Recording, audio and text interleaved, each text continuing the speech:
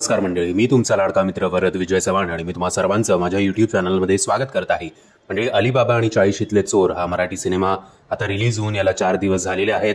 आज याचा 5वा दिवस आहे आणि कालपासून म्हणजे सोमवारपासून या सिनेमाची अग्निपरीक्षा खऱ्या अर्थी सुरू झालेली आहे असं म्हणायला काही हरकत नाही, कारण बॉक्स ऑफिसचा जो काही रिझल्ट आपल्यासमोर आलेला आहे तो खूप निराशाजनक आहे.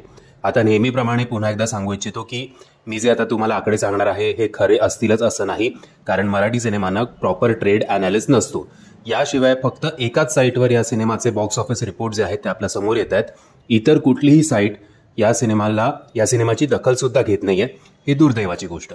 सो salchnik.com नुसार पहिल्या दिवशी या सिनेमाने कमवले होते जवळपास 20 लाख रुपये, शनिवारी 27 लाख रुपये, रविवारी 39 ते 40 लाखच्या आसपास या सिनेमाने कमाई केली होती आणि काल सोमवारचं जे अर्ली एस्टिमेट आलेलं आहे ते फक्त आणि फक्त 10 लाख रुपये इतकंच आहे. सो असं करून इंडियाचं पहिल्या 4 दिवसांचं नेट कलेक्शन आहे अप्रॉक्सिमेटली 96 लाख रुपीज, तर वर्ल्ड वाईड या सिनेमाने कमवलेले आहेत 1,06,00,000च्या आसपास. आशा करूया की हे आकडे जे आहेत ते फेक असतील आणि याच्यापेक्षा चांगली कामगिरी या सिनेमाने बॉक्स ऑफिसवर केलेली असेल.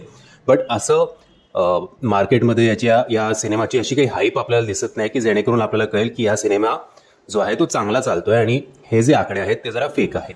Anyways, let's see. आजपासून जर आपण या सिनेमाला सपोर्ट केला नाही तर या सिनेमाचे शोज जे आहेत ते कॅन्सल केले जातील आणि दुसऱ्या सिनेमाला दिले जातील. हा व्हिडिओ तुमच्यासमोर सादर करण्याचा हेतू हाच आहे की जर बाबांनो तुम्ही विचार करत असाल की आपण मराठी सिनेमा बघूया तर जरा पण उशीर करू नका, कारण एक एक दिवस जसा उलटत जातो तसा बॉक्स ऑफिसवर काही फिगर्स न आल्यामुळे याचे शोज जे आहेत ते फिरवले जातात, दुसऱ्या शोजला दिले जातात, दुसऱ्या सिनेमाला दिले जातात.